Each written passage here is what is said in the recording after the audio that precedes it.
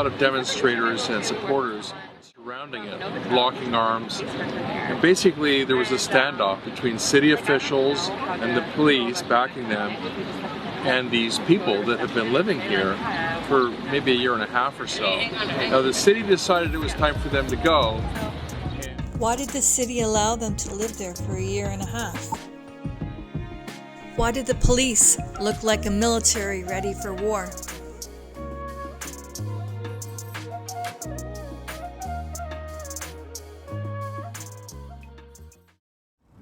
If you don't mind me asking, during the pandemic, what happened that led you here? Oh, I was just unable to work. I got sick. Couldn't work, couldn't pay my bills. Yeah, I'm just exhausted all my options here. And after when the pandemic happened and you couldn't work anymore because you got sick, was there a reason why you didn't try to go back? I had surgery in February. Makes it almost impossible to go back to my previous role as a chef. And it was all stark to me because previous to this I was employed my whole life, gainfully employed, until COVID. How long have you been living in here? This time about a month and a half I've been here. And where were you before?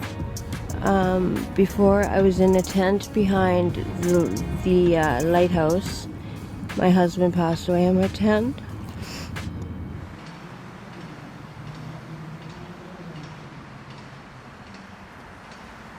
Do you know what's going to happen after today? No. How long have you been trying to get housing for?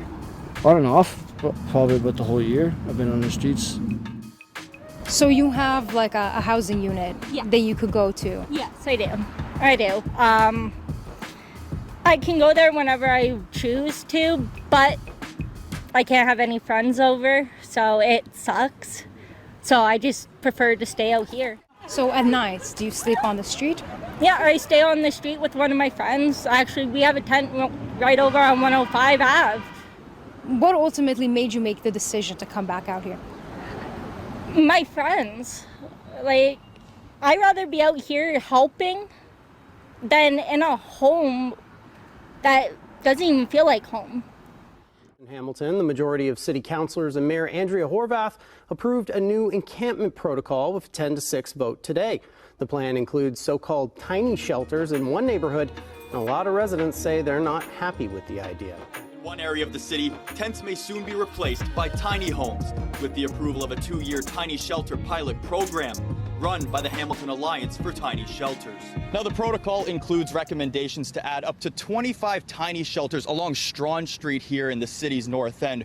Right now, there are tents lining the street. They go all the way down to Bay Street. I spoke to some people who live in the area, and majority of them tell me that they have concerns, and they're actually not for these tiny shelters to be here, but they were reluctant to go on camera.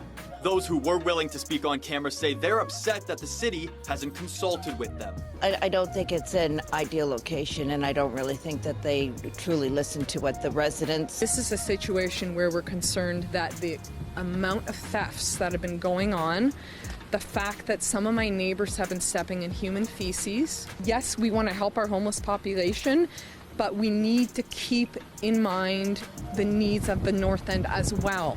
At City Hall today, the councillor for the area, Cameron Crutch, said his office has been receiving multiple threats because of the tiny shelter pilot. There have been some messages and voicemails left and social media posts which have been really turning the dial up in terms of violence against people who've been deprived of housing, people who are living in encampments, and that's what I called out on social media today, saying that that's got to stop because violence is not the answer here. Crutch confirmed that consultations with residents will happen as soon as next week. I acknowledge the fact that people weren't consulted in advance of the location being chosen. Neither was I really. There will be, and has always been a part of the PATS pilot, a very, very robust consultation at the beginning of that process before the pilot's actually set up.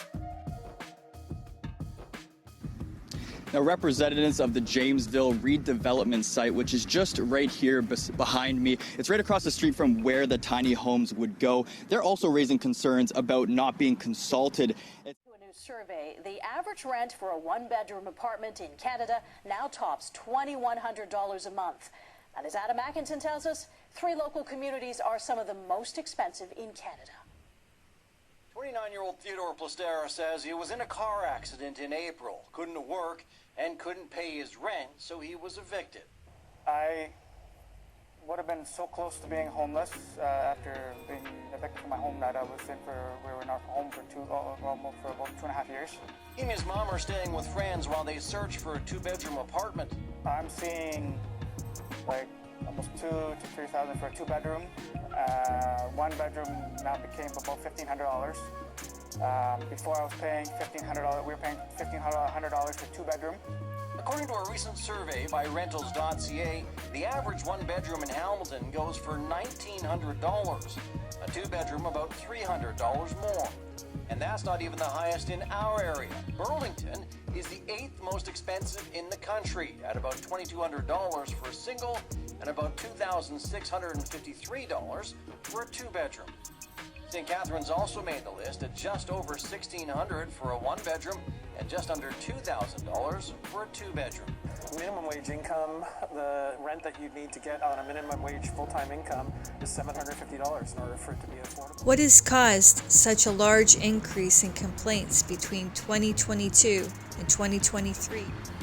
I do wonder, especially because you do have experience kind of working in a restaurant, so I feel like you can sense what it's like. There's been an increase in complaints this year from businesses, individuals around the city saying, I don't want this tent in front of my business. It's hurting my business. What's your opinion on that? They feel rejected by the community, so they don't bother giving anything back. Do you feel like you have anywhere to go without making businesses or people in the downtown that feeling of insecurity? Not at all. That's why I prefer to stay secluded and hidden. A lot of people do say, especially when this issue comes up of encampments, it's like, why can't these people get jobs? Why can't they stay at a shelter? Why can't they go someplace else? Like, what would you have to say to that? Oh, well, just, it's not as easy as hitting the alarm clock in the morning when it goes off and getting up into the shower to get into your car or make your metro to go to your job. People, they got to find who stole their shoes the night before. It's just the bare essentials are not there. And then you tell that to someone working, and of course they think you're lying to them. That's the biggest thing, actually, more on it. People think it's a scam. Everything's a scam coming out of your mouth, And everybody has a story, everybody here.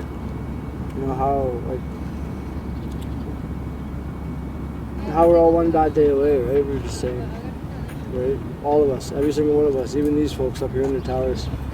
One bad day away, So